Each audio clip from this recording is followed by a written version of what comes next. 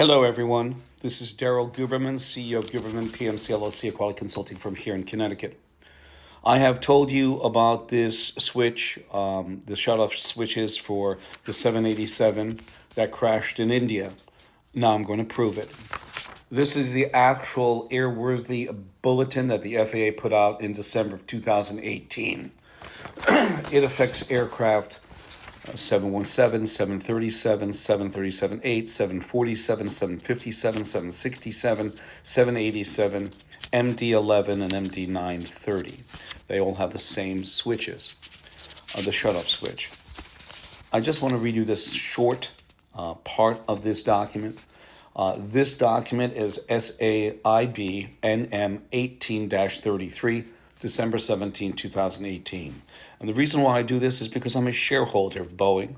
If it's Boeing, don't get going, and I can prove that fact. Boeing has not called upon me, and if they don't, Airbus has already taken over first slot for the commercial airline division. They've made a better product, and the problem is that Boeing has only 25% of its workforce that has longer than 10 years experience. 75% of their workforce, 3 to 5 year seniority. And now you know why they more than likely came out with this bulletin, because here it is. The Boeing company received reports from operators of Model 737 airplanes that the fuel control switches were installed with the locking features disengaged. The fuel control switches for engine start switches are installed on the control stand in the flight deck and used by the pilot to supply or cut off fuel to the engines. The fuel control switch has a locking feature to prevent inadvertent operation that could result in unintended switch movement between the fuel supply and the fuel cutoff positions. In order to move the switch from one position to the other under the condition where the locking features is engaged, it is necessary for the pilot to lift the switch up while transitioning the switch position. If the locking feature is disengaged, the switch can be moved between the two positions without lifting the switch during transition, and the switch would be exposed to the potential inadvertent operation.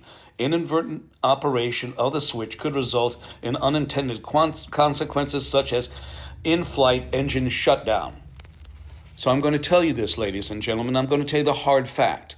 When you have Boeing and you have the FAA and Boeing saying that someone had to manually push those switches forward to shut it off, I'm going to tell you right now, this from the FAA is proof of the pudding that our hypothesis is more than likely right. It inadvertently switched automatically without having any sort of manual intervention. And that is it. How can we have reliability on the FAA? And what they say is in 2009, when Boeing was made an FAA agency that they can self-certify their own aircraft technologies, and own aircraft designs. And their own employees were made Boeing/FAA inspectors, where they were getting their paycheck from Boeing, not the FAA. So who would they report these issues to first? And then you look at the longevity, seniority of the people who are working on the floor. Of course, it could be the locking mechanism could be put in wrong. You got a guy working on the aircraft through 3 to 5 years seniority. 75% of the people who are working on that aircraft. So I'm telling you, and I'm warning you, do not fly on a Boeing. And this goes to you, Mr. Kelly Oberg, and your board. Stop drinking the champagne, board. Get off your tuchus and do the right thing. So here it is, ladies and gentlemen, my poem. And here it goes. The cutoff they try to hide, a poetic companion to SAIB NM 1833. They built the bird with global pride, but left a flaw they tried to hide. A switch designed to shut off flame could fall to off without a name. To hand to pull, no lift, no sound, just gravity and gear abound. In jets that soar through the sky and cloud, a quiet fault was not allowed. But not a word to the TV screen, no banner bold, no magazine, just SAIB, a coded phrase, a dim the fire, avoid the blaze. Informational, they wrote, not law, a danger wrapped in corporate draw. The watchdog slept and boards approved. The red tag warnings were removed.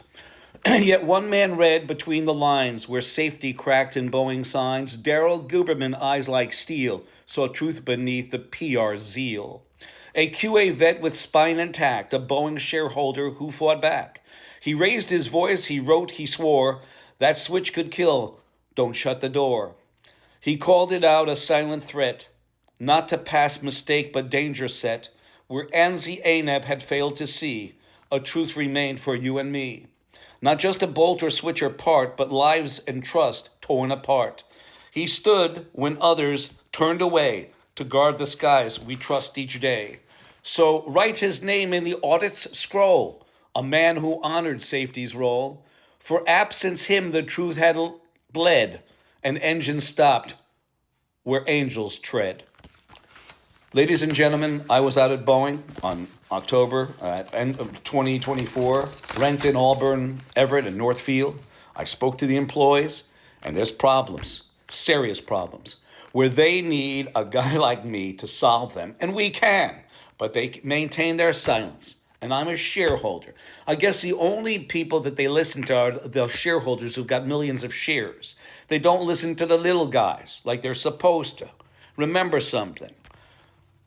It is not the size of the dog in the fight. It's the size of the fight in the dog. And listen to me.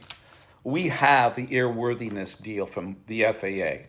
The FAA said, actually the DOJ said the FAA was lied to by Boeing about the MCAS system, all right? How? They didn't lie. Boeing didn't need to tell anybody. They were the FAA from 2009 at minimum to 2019 after the Ethiopian Air and Indonesian airline crashed.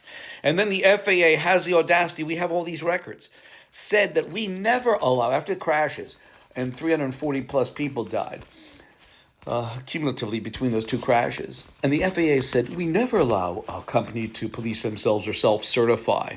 Well, I just read you the report on a multitude of different products, airplanes that have this same switch.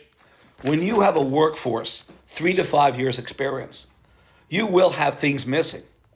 You will have disconnections. You will have lack of communication.